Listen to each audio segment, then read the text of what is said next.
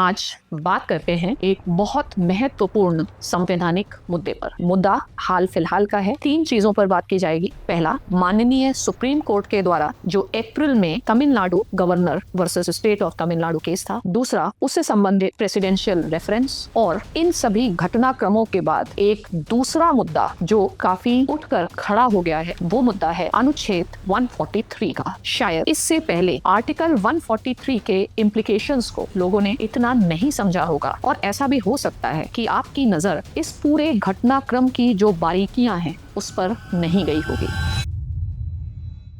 तो बात करते हैं सबसे पहले तमिलनाडु गवर्नमेंट वर्सेस गवर्नर का मुद्दा। आपको तो पता ही है कि तमिलनाडु के जो गवर्नर हैं उन्होंने स्टेट लेजिस्लेचर के द्वारा 13 बिल्स जो पास किए गए थे उसमें से 10 बिलों को या तो लेजिस्लेचर को वापस कर दिया या फिर प्रेसिडेंट के लिए रिजर्व कर दिया। ये मुद्दा काफी महत्वपूर्ण रहा और जुडिशरी ने इस संबंध में बहुत महत्वपूर्ण जजमेंट दिया।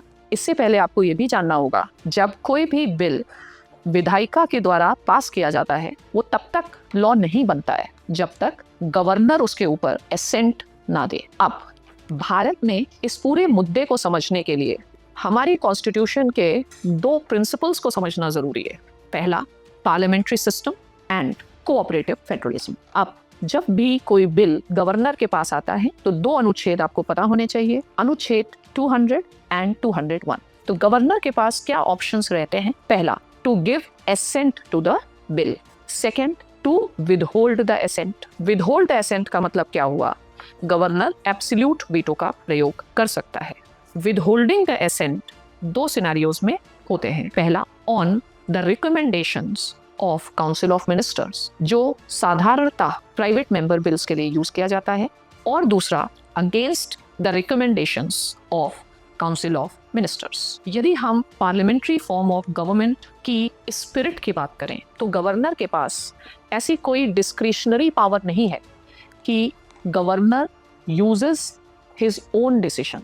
हेल्दी कन्वेंशंस को देखते हुए governor should act on the aid and advice until and unless कोई बहुत ही गहन असंवैधानिक सा कार्य संभव हो, तो सामान्यतः गवर्नर को according to the advice tendered काम करना चाहिए। पर चूंकि भारत में केवल पार्लियामेंट्री सिस्टम नहीं है, भारत में है कोऑपरेटिव फेडरलिज्म। कोऑपरेटिव फेडरलिज्म जिसमें सेंटर जो है वो बिग ब्रदर की भूमिका निभाता है, जिसके कारण केसी वियर भारत के फेडरल ढांचे को क्वासी फेडरल तक कह देते हैं। यानी बात स्पष्ट है, बात ये है कि centre has a upper hand, और उसका कारण भी है। At the time of independence and till today there is always a possibility of secessionism, insurgency, and that gives an upper hand to the center for the obvious reasons of the security of the state.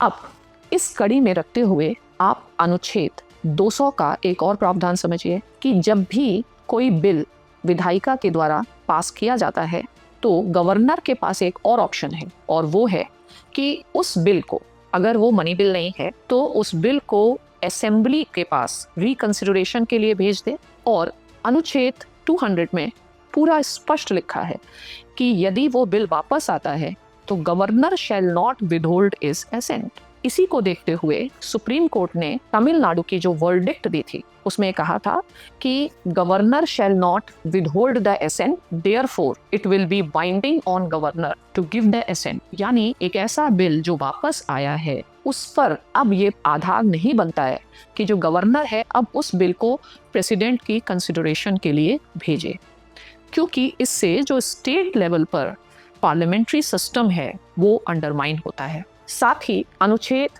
201 को भी समझना जरूरी है कि governor president के लिए bill reserve कर सकता है। अब इस बिल पर प्रेसिडेंट के पास ये फ्रीडम है कि चाहे वो एसेंट दे या विदहोल्ड करे, लेकिन president state council of ministers के एडवाइस पे नहीं काम करता।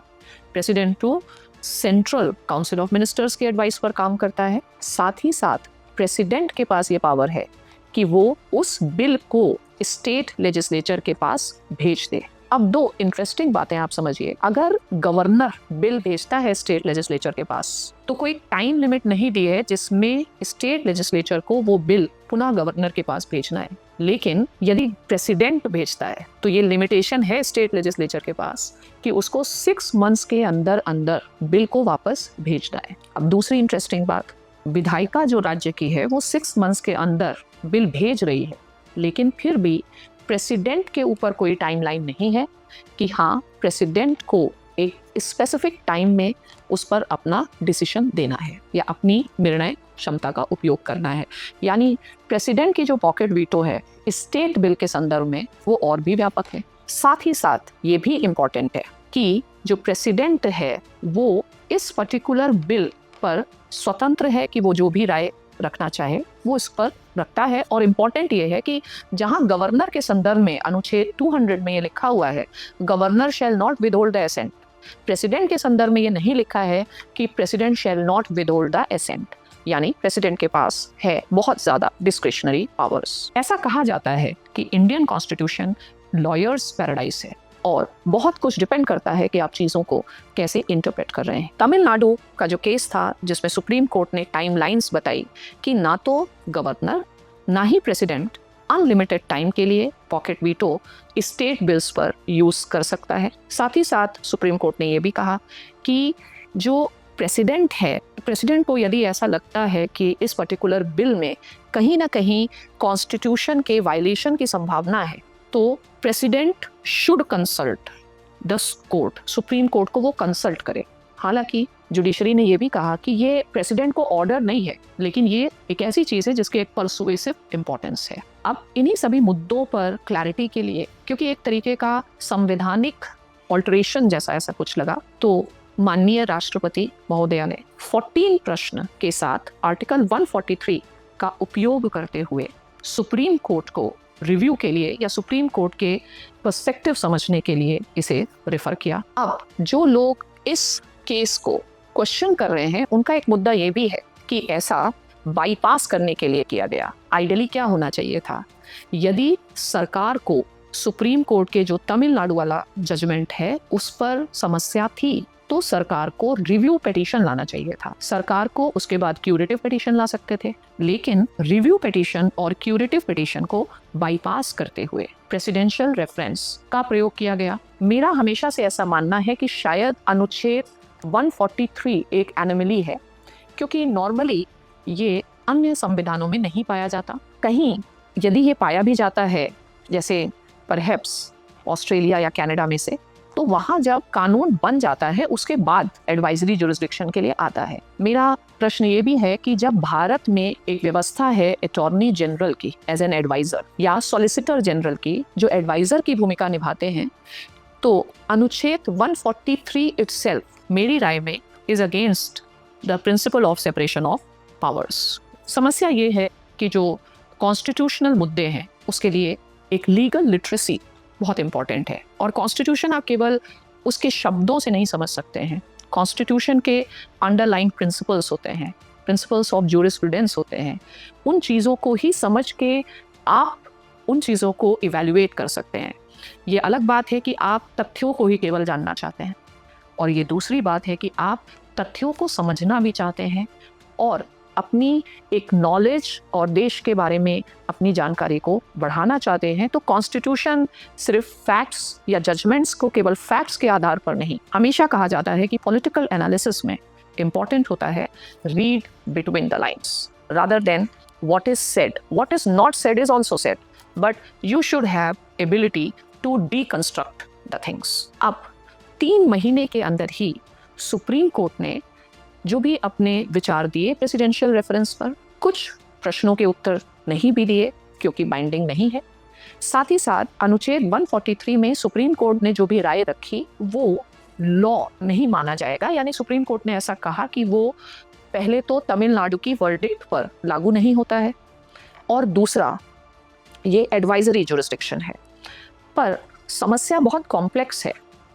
क्योंकि जो प्रेसिडेंशियल रेफरेंस में सुप्रीम कोर्ट ने पोजीशन रखी, तो सुप्रीम कोर्ट का ऐसा मानना है कि गवर्नर और प्रेसिडेंट दोनों के लिए यदि टाइमलाइन प्रिस्क्राइब की जा रही है तो that is against the intention, that is against the letter and the spirit of the constitution, अर्थात letter and spirit of the constitution. तो फाइनली निष्कर्ष क्या निकला? निष्कर्ष ये निकला कि जो भी तमिलनाडु गवर्नर वाला केस था उसका बिल्कुल ही अपसाइड डाउन के वर्डिक्ट है।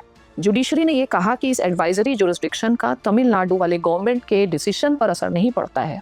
पर जरा आप सोच करके देखिए, दो आर्टिकल्स आप समझिए, आर्टिकल 141 एंड 144। आर्टिकल 141 ये कहता है law declared by supreme court is binding on all other courts, और आर्टिकल 144 एक्सपेक्ट करता है कि सभी सिविल और जुडिशियल अथॉरिटीज इस तरीके से काम करें कि सुप्रीम कोर्ट के डिसीजंस को अप्लाई किया जा सके। चलिए एक प्रोबेबल सिनेरियो देते हैं कि सुप्रीम कोर्ट का एक एडवाइजरी जुरिस्डिक्शन में ये कहना है कि गवर्नर और प्रेसिडेंट के ऊपर कोई टाइमलाइन नहीं है as far as the legislative प्रक्रिया बिल का संबंध है। पर यदि किसी और हाई कोर्ट में कोई और स्टेट गवर्नमेंट जाती है तो क्या ये हाई कोर्ट के लिए दुविधा का प्रश्न नहीं है? हाई कोर्ट किस वर्डिक्ट, दो एडवाइजरी जुरिस्डिक्शन वर्डिक्ट नहीं है, तो हाई कोर्ट किस आधार पर डिसीजन ले? तमिलनाडु गवर्नर वाले जजमेंट के आधार पर डिसीजन ले? यदि उस आधार पर डिसीजन लेता है तो एडवाइजरी जुरिस्डिक्शन के चलते हाई कोर्ट का ये जो डिसीजन होगा ऑब्वियसली ये चैलेंज हो जाएगा, और नहीं लेता है तो उसका अपना मतलब है कि कैसे वो नहीं ले सकता है। तो ये कुछ कंफ्यूजन की जो स्थिति है ये बनती है, और ये जो आइवर जेनिंग्स का कहना है Indian constitution is lawyers paradise, ये बार बार हमारे सामने आता है। आपको मैं बताती हूँ, एक बहुत अच्छे बहुत नामी पॉलिटिकल फिलोसफर हैं मिशेल फूको, और मिशेल फूको ने एक बड़ी इंटरेस्टिंग बात की है। उन्होंने कहा है कि कोई भी चीज़ के यदि पक्ष में आप 100 पॉइंट्स दे सकते हैं तो हर चीज़ के अपोजिशन में भी 100 पॉइंट्स दे सकते हैं। यानी खेल जो है वो तर्क से ज़्यादा लैंग्वेज का है और डिस्कोर्सेस का है। तो वर्तमान एक संवैधानिक बहस है अनुच्छेद 143 को लेके, 144 को लेकर के, साथ ही अनुच्छेद 142 जिसमें ये बताया गया है कि in order to do complete justice judiciary can take any decision, जबकि ये जो प्रेसिडेंशियल रेफरेंस है उसमें एक तरीके की लिमिट एक्सेप्ट की गई है कि ये कॉन्स्टिट्यूशनल मुद्दों पर नहीं, ऑर्डिनरी लॉ के मुद्दों पर अनुच्छेद 142 अप्लाई होता है। आशा करते हैं कि इस डिस्कशन से भले आपको क्लैरिटी नहीं मिली हो, लेकिन आपके दिमाग में कुछ प्रश्न जरूर उठे होंगे कि आखिर 143, 144, 200, 201, 142 ये आर्टिकल्स के बीच में गेम क्या है, इनका मीनिंग क्या है, और हमें इन्हें समझने की ज़रूरत क्या है।